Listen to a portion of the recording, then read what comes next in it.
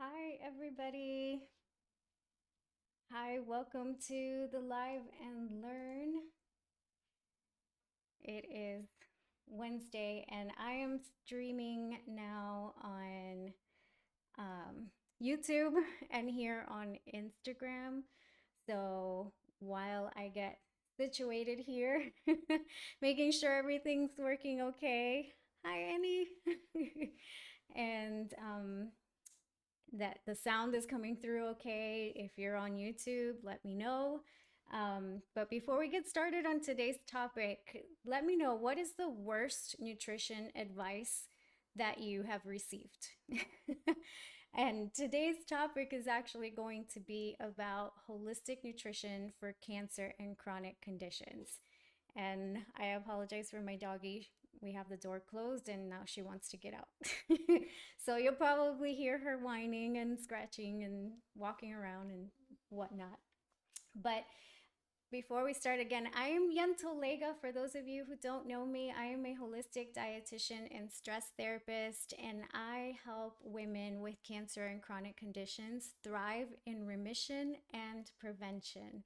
So if that sounds like your vibe, be sure to subscribe to my YouTube channel to join the tribe. And if you are here on Instagram, I hope you stick around to hear about the topic today, which is holistic nutrition for cancer and chronic conditions. So I did ask in the very beginning, what is the worst nutrition advice that you have received? And I will tell you a story of a patient that I had. And George, my husband, says it sounds good over on YouTube. Okay, perfect. Thank you. So, a patient that I had, someone who has diabetes and was having a lot of trouble with actually their sugars dropping really low, and constantly dropping and dropping and dropping. And their doctor told them not to eat fruit at all. And so this patient was avoiding fruit like the plague, but yet because his sugars were dropping, he was drinking sodas and eating cookies and candies to try to boost his sugar up so that when he goes to sleep, the sugars don't drop dangerously. So that is one of the worst nutrition advices that I have heard of, to tell somebody not to eat fruit and in place to have the sodas and the cookies and all the sugar to keep their sugar balanced. So that's why I wanted to talk about, first of all, mentioning, who is the best resource for nutrition advice. And I did a video last week on the difference between a dietitian, a nutritionist, and a health coach. And I do suggest you watch that after this to give you more insight on what I'm about to say. But basically, you're here in the United States, your nutrition experts with the training and the expertise to go behind it are your registered dietitians. So there are some nuances with nutritionists, and yeah, I talk about that in the video. However, here in the States, registered dietitian title, they do go through extensive training and they are the experts on nutrition. So I'm going to say this with the utmost respect and with love, but nutrition advice should not come from your doctor, your personal trainer, um, or your neighbors. That just are enthusiasts, I guess you could say, in quote unquote healthy eating, or trying to lose weight and trying to do anything they can to lose weight. um, that's not who you should go to for nutrition advice. Now, like I said it with the utmost respect, because those professions do have an expertise. So, for example, if you are wanting to get into an exercise training, the first person you're going to think of is a personal trainer. You're not going to think, well, let me go to my doctor to see what exercise training my doctor will go through with me. You don't usually do that. And then as well as if there's something wrong, that something that you've been experiencing, let's say you have a stomach ache that has just not gone away, has been making you feel nauseous, and there's times where it gets incredibly painful. You don't think, well, yeah, let me go to my personal trainer to see what's wrong, see if they can figure out what's causing this pain. You go to your doctor, right? So it works the same way when it comes with nutrition. Your nutrition expert is your dietitian. So whenever there are questions or concerns about nutrition, the person you go to is that the dietitian, not your personal trainer, not your doctor. They're experts in their own field. But even just looking at their training, there's very little nutrition, and going much further, there's very little nutrition when it comes to chronic conditions and cancer. So, to talk about holistic nutrition for these conditions, first we got to define clearly what holistic is, because it is a word that has been misused a lot, the word holistic. So, I have even seen beauty products and dog food labeled as holistic. So, what does holistic mean? So, first, I'll mention what it's not. It doesn't mean organic, it doesn't mean natural, it doesn't mean that it's herbal or an alternative to medicine, because there's a word for that, and that is alternative medicine.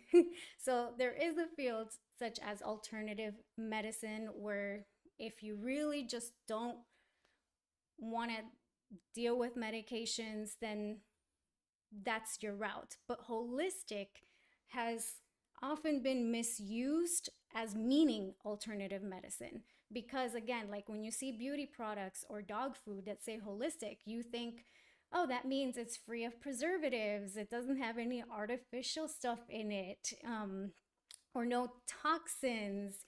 So that starts to mean almost like anti-medicine as well, because it starts to, in your mind, feel like, well, medicine is not natural to my body.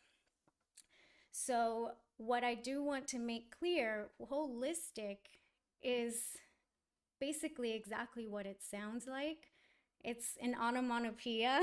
I love that word. It's so fun to say. And I don't really say it often. I can't remember the last time I said it. But anyway, I digress. Holistic means exactly that. Whole, the whole person. It's a whole person approach. And what that means is that your doctor, even though they may not label themselves as holistic, if they are looking at every aspect of what is affecting you with the condition that you have, and including cancer, they may refer you to different specialists for different things, and they may even refer you again to a dietitian to work with you specifically with, okay, what are the nutrition aspects that need to be adjusted or focused on to help you reach remission or to help you thrive with the condition that you have. So it doesn't mean no medicine. Medicine has a place. I mean, it again, of course, you are your own person. So if that's not where you want to go, that's another route. But medicine is part of a holistic approach. It's basically not focusing on just one thing as your solution, because the reality is it wasn't one thing that may have led you to have this condition, that may have led you to, sorry, I hit the mic, sorry guys on YouTube, that may have led you to having this, whatever, to having cancer, to having whatever condition that you have. There are many different factors that play into it. It's not just food. And what tends to happen is that people, when they think of holistic nutrition, they think, oh, well, what is the one food or what are the foods that will cure me? Because we start to think of it as food as medicine. And there's so many factors. It's not just a cookie cutter way of eating because all of our bodies are so different. And it depends more on different aspects. So apart from food, it's like what are the stressors? What are the behaviors that are leading you to make these choices? What is your lifestyle like? I mean, is it that it's a very busy lifestyle that is leading you to make these different choices, or a sedentary lifestyle?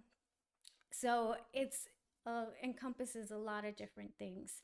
So with that, now that we know what holistic means, holistic nutrition is looking at the body, the mind, and the emotions, or many like to call it the spirit or the soul. So, for one, the tips that we're going to talk about now for holistic nutrition for cancer and chronic conditions, we'll start with the physical. For one of the nutrients that is so important and that is of concern here in the United States, not enough people consume this nutrient, is fiber. And fiber specifically, and I'll say it in the order of importance, is starts with, it's your plant foods, but it starts with vegetables, fruit, pulses, your beans, peas, and lentils, and whole grains. So whole grains are towards the end, and whole grains if you are able to tolerate them, because there are certain conditions that may not tolerate them very well. But I say that that's the order of importance because a lot of the times when people hear fiber, they think mainly of whole grains. They think mainly of wheat or oatmeal. Like they think, well, those are the only foods that have fiber. And really, all plant foods have fiber. And you want to focus mainly on getting most of your fiber from your vegetables. Next, the other food, that other nutrient that is of importance is omega-3 fatty acids. And this one, you find it in your fatty fish, like tuna and salmon, for example. Those are best known. Actually, all fish have omega 3s, let me make that clear, but the fattier fish have more. Different nuts and seeds, avocados, and olives also have omega 3s. And the reason why this one's important is because, again, we have a disbalance, like we have an, I guess it's unbalanced consumption of our omega fatty acids here in the States. We tend to consume a lot of the omega 6 fatty acids, which when we have that disbalance or when we're unbalanced, that's when we see inflammation in the body. So there's this misconception that the omega 3s, eating more and more and more of them, is what's going to reduce inflammation. And it's not necessarily that, it's the disbalance of the consumption. So, yes, it's important to consume these foods, but it's not the end all be all for inflammation. So, I just want to make that clear. So, we got fiber, omega 3 fatty acids. The other thing is fermented foods, something that we don't consume enough of. And that's because they provide us with probiotics. Probiotics are actually bacteria that is native to our digestive tract. So it is healthy, it keeps our immune system strong. And fermented foods like kombucha is my favorite. Kombucha, yogurt, kefir or kefir, however you want to call it. Also, tofu, sauerkraut is another one of my favorites. And then fermented veggies. The key I do want to say is when you're looking for like sauerkraut or pickles, pickles are fermented cucumbers, but you want to look in the ingredients that it doesn't have vinegar, because then you know that it was naturally fermented, because when it's fermented, it has that vinegar flavor without needing to add vinegar. So that's a little tip for you if you're looking for something that's truly fermented, that it doesn't have vinegar. When you're looking for vegetables that are fermented, that it doesn't have vinegar. So fermented foods. And the other one is vitamin D. Vitamin D is another important nutrient. And while there are foods that provide vitamin D for you, so many of us know that dairy has food. Oh my lord. Dairy has vitamin D. But if you don't consume dairy, for example, I don't consume dairy because I'm lactose intolerant. Your plant based alternatives can also be fortified with vitamin D. Orange juice is fortified with vitamin D as well. Um, but you could also find some trace amount of vitamin D in portobello mushrooms. And in your fatty fish, you can also find vitamin D. And guess what, guys? You can find vitamin D in your egg yolks. So, yes, egg yolks. So, eat your whole eggs. Don't just eat the whites because you do get some nutrients out of the yolk that is rare to find in other foods. So, really, honestly, because the best source of vitamin D is the sun, is sunshine. So getting outdoors is key. So we talked about the physical aspects of nutrition, of holistic nutrition. So now this is the perfect segue to like the lifestyle changes that are also important to support your body through cancer and chronic conditions. And that is exercise, getting out, moving more. Also, smoking cessation. So, if you're a smoker, working on decreasing that and limiting alcohol, because alcohol is actually one of the foods that has been studied and through studies have been shown that can increase the risk of cancer. So these are lifestyle changes. And then so we talked about the physical, we talked about the mind, that includes the mind. Stress management is so important when it comes to holistic support for cancer and chronic conditions. And stress management includes inner work and social work. And what that means is that there are things that you can work on yourself to reduce stress and anxiety, but it also requires you to also have this social aspect, um, to have good connections, a good support system, and to build boundaries when you need them, to help support you in in the process of reducing stress. So, with that said, I do want to invite you all to join me in the Thrive Tribe. It is free for ladies. It's a ladies group. It's a free holistic nutrition support group for cancer and chronic conditions. We do fun monthly challenges and just have a nice support team to just take small steps that can make a big difference in your health. But there's also the opportunity to work with me in the Glow membership and Patreon with just as low as $5 a month. You have not just the fun monthly challenges as well, but you can also have the opportunity to get exclusive access to different videos, Q&As with me. You can also have different resources. I provide different resources on there, guides on different things, diet plans as well, like meal plans, recipes. So make sure you check out my Patreon, and I will go ahead and leave a link to that in YouTube and on Instagram. I'll do so after the live. um, but with that, we went over what holistic nutrition entails and the different aspects that are so very important when it comes to cancer and chronic conditions.